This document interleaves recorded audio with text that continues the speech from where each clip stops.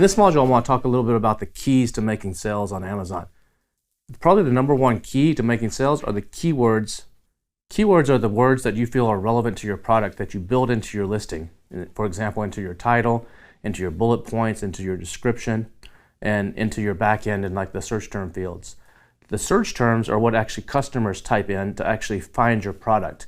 And the reason that's critical is because without the right keywords, the search terms aren't going to be able to find you. So if you can't even be discovered, you can't even make sales. So learning how to use the Helium 10 tools in Cerebro and Magnet and some of the brand analytics stuff that we've showed you to figure out what are those exact words that you really need to focus on is critical to your success to making sales. Now you got to do a lot more than that. That's just step one. But without that basic foundation, that's the gas that makes the car run. So you've got to have that. You also need to know buyer intent. Always keep that in mind when you're talking about keywords and search terms. For example, if someone types in the search term vitamin C serum, that maybe that's what they're looking for, but they also might be looking for anti-aging, something for anti-aging. And so the keyword that you need to put in your back end is not just vitamin C serum, but you need to put in what their intent might be, which is anti-aging.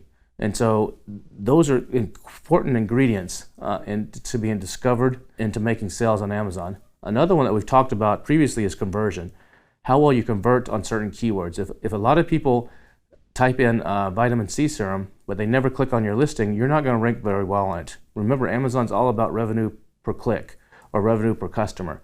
And so they actually want to show what people actually want to buy. So if you're not converting, you're not going to show up. You might show up for a brief period of time, but then you're just going to slowly fade off the page and go into the never land, and very few people will actually find you.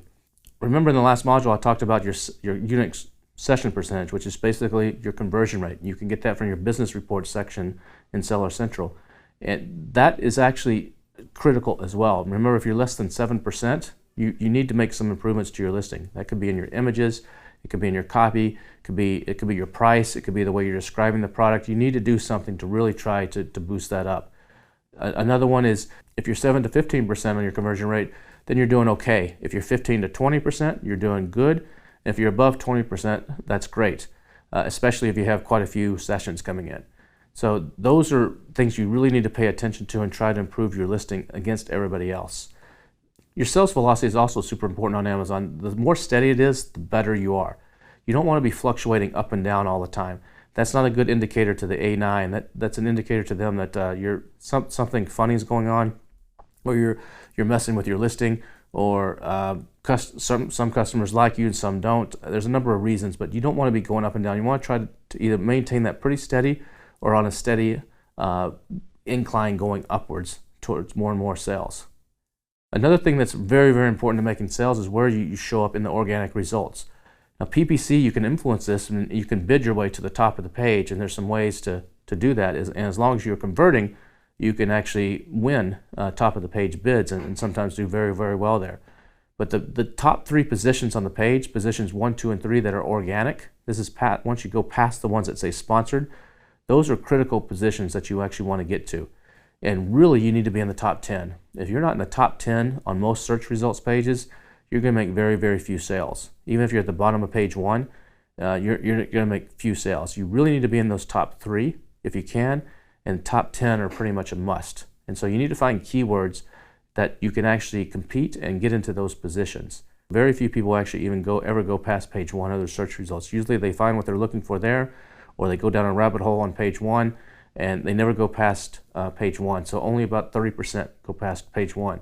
Now there are times where not being in the top 10 actually can be okay, and that's on more general terms where people are truly shopping, like Mother's Day gifts or something like that, where people may actually go and tend to scroll past the top 10 and maybe even go into page 2 or page 3 until they see something that catches their eye. So more general gift-giving terms like that, it's okay to not be in the top group and still do pretty well. I mean, it's better if you're in the top group, but if not, you can still actually do pretty well in those general search terms. One thing you always need to remember when you're selling on Amazon is always focus on your profits, not on your sales. Too many people I see post numbers of I'm doing $1 million in sales on Amazon, and they post these screenshots and stuff, and who cares? At the end of the day, it's about how much you put in your pocket, about how much you take home, not about how much you make. And so a lot of times I know a lot of people that are totally happy selling $300,000-$400,000 a year on Amazon and putting $100,000 in their pocket over someone doing $1 million a year on Amazon and putting $70,000 in their pocket with a lot more headaches. So always focus on the profits, not sales. You don't have to be the top seller. It's not a vanity thing. You don't need to be the top BSR. If your competition all of a sudden is selling more than you, as long as your sales are not suffering, who cares? You can go reverse engineer what he's doing and see if you might be able to learn something from that. But don't get too obsessed with other people. Unless they're directly attacking you or taking market share away from you, then you need to react and figure out what's going on and how you're going to compete. Another thing is you always want to make sure your main image is popping.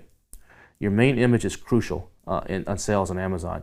Now there's certain rules that you can and can't do. It's supposed to be on a white background. You'll see people violate that rule sometimes, but you should play by the rule. But there's creative things you can do with that main image to make it stand out.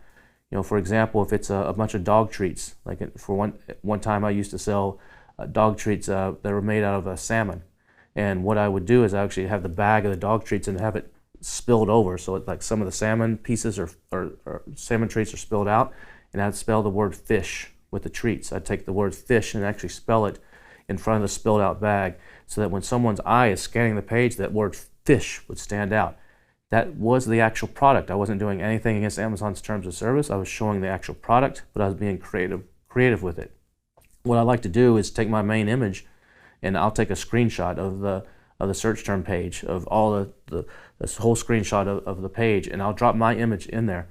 And I'll sometimes run a test on audiences on Helium 10 and actually see which one is people's eyes drawn to. And if I see that people's eyes are drawn to one of my competitors, they'll usually tell me why in the comments, and I'm like, okay, that's some good information. Let me modify mine, and I'll run another test, because you want to get that click. You've got to get people at least to your page, and so that's so critical to really focus on that main image. The rest of your images are super important, but there's nothing more important than that main image.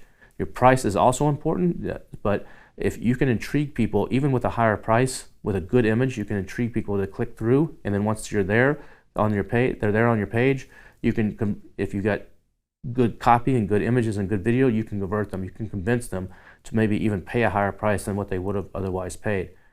Another thing that can help you stand out right below your main image is if you're running coupons or discounts. Sometimes if you're running those clippable coupons, those orange coupons, Amazon will show that, or if you're running a deal, or sometimes even by lowering your price, Amazon will show a little flag that says lowest price in the last 30 days or something like that. We'll talk about more of that in a future module, but those little things can help you stand out as well. Now, you also have to keep in mind what's important to the customer when they're evaluating your listing. We have the things that are important to us to try to get them there, but what's the customer, what's in their mind, what's important to them? And there's really like 5 or 6 things that are primarily what they're looking for.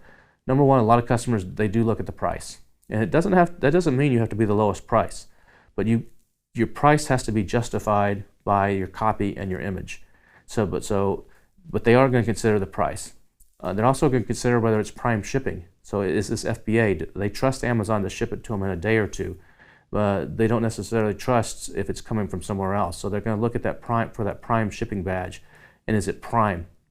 If it's not prime, and you're having to do it yourself or FBM, how fast can they get it? And do they trust you? What's your seller feedback score? Some people will click through and see if there's complaints there about slow shipping or never arriving or something. So make sure those scores stay high, and if you can on FBM, ship as fast as you can, and shorten that window. There's ways you can control that in the back end of Seller Central, where you can put how long it takes you to ship.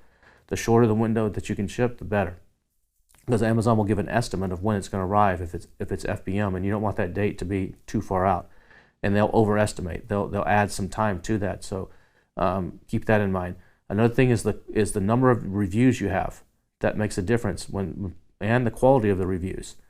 You know, in the Amazon algorithm, it actually likes longer reviews. It doesn't like short reviews. It actually rewards longer, well-written reviews than short 3 or 4 word reviews.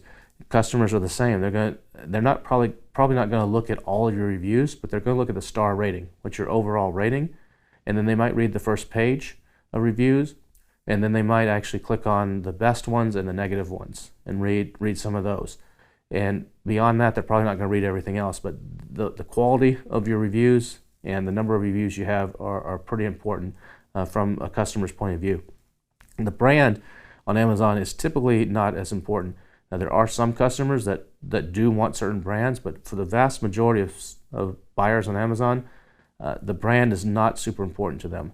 And so that's what the beauty of Amazon is us small sellers can compete against some of the biggest brands in the world.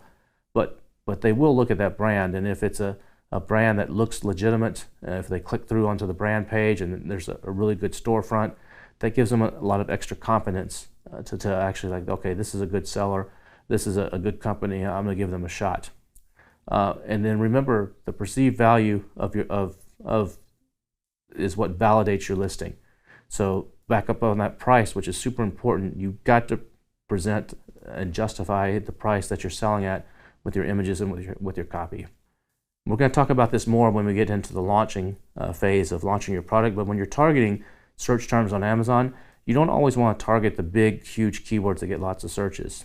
Sometimes those actually make a lot of sales, but they're hyper competitive. A lot of times it's better to actually target the mid-range and lower range, more longer tail. And longer tail means more words in the keyword.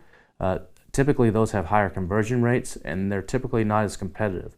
So that's something to keep in mind too when you're trying to make sales on Amazon. You can work your way around the bases, and later on you'll hit those home runs and grand slams. But initially, just get on base and build up your steam so that you can start ranking on more and more things and do better over time. Remember, this is a long-term plan. This is not an instant rank and crush it out of the gate kind of thing.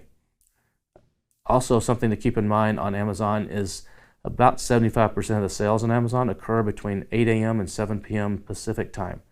So that's the big window of when most sales occur on Amazon. People are awake or they're at the office. They're not dealing with family. They're not sleeping in the United States. So between 8 a.m. and 7 p.m. Pacific time is when the vast majority of your sales are going to come in. And the last thing I just got to leave you with on making sales is I've reiterated this over and over and over. You've got to differentiate. You have to differentiate your product. If you don't differentiate your product, good luck. We'll see you in the next module.